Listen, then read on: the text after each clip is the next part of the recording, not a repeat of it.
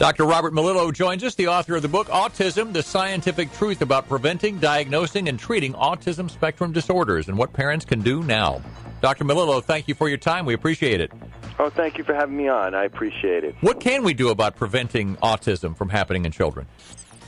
Well, there's a lot. It really starts first with understanding what the risk factors are for a young couple or parents planning on having a child. So, in my book, what I've done is I've outlined all of the well-known, well-documented risk factors, and most of them are modifiable environmental factors, things that any of us can do to make ourselves healthier and also lower the risk of having a child with autism. What do you think about vaccines? There's been a lot of talk about it. Yeah, I've never believed that vaccines were the cause of the increase that we see.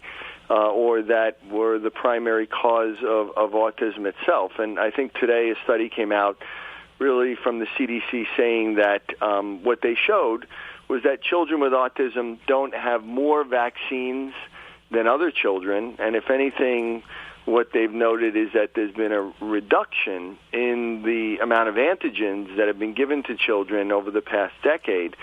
That's not to say that what we see in parents feel that children have an immune reaction or have a vaccine reaction that can lead to autism symptoms. And so what we're really saying is that it's not the vaccine, it's that some children may have a reaction, which means there's something else going on in that child, which involves their brain and their immune system that makes them more susceptible. When does autism first make its appearance in a child?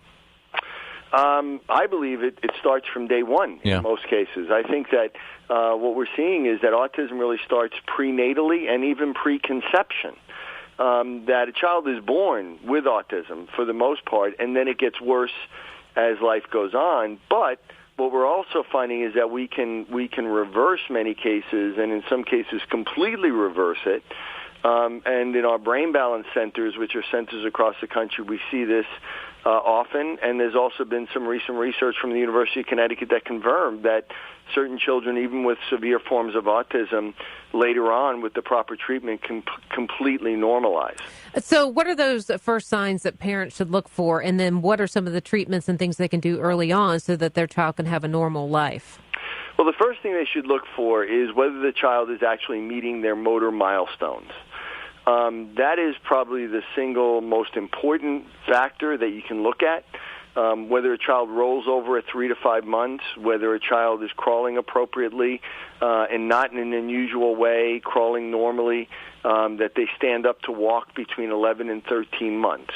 If a child is delayed in any of those, almost every child, almost 100% of children with autism are going to have some abnormal motor milestone delay, or they're going to have some sort of bowel problem going on. They're going to have a lot of difficulty.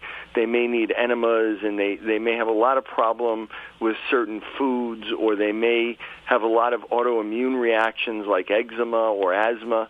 So any of those things early on are really a very early warning sign that the child may be on the road to autism. And then you were saying that there are treatments that are available to help these children have a normal life. Tell us a little bit about that. Yes, in very young children, many services by the states are provided that are pretty good. OT, PT, behavioral therapies can be helpful. Nutritional interventions and dietary interventions are also helpful.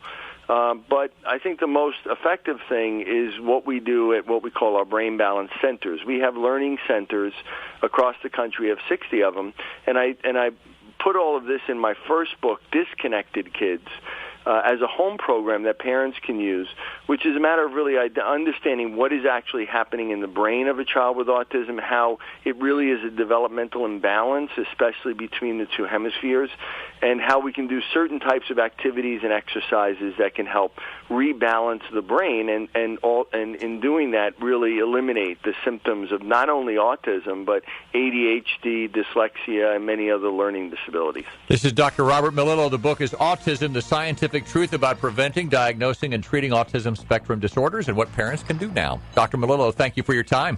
Thank you. Appreciate it. Coming up on America's Radio News.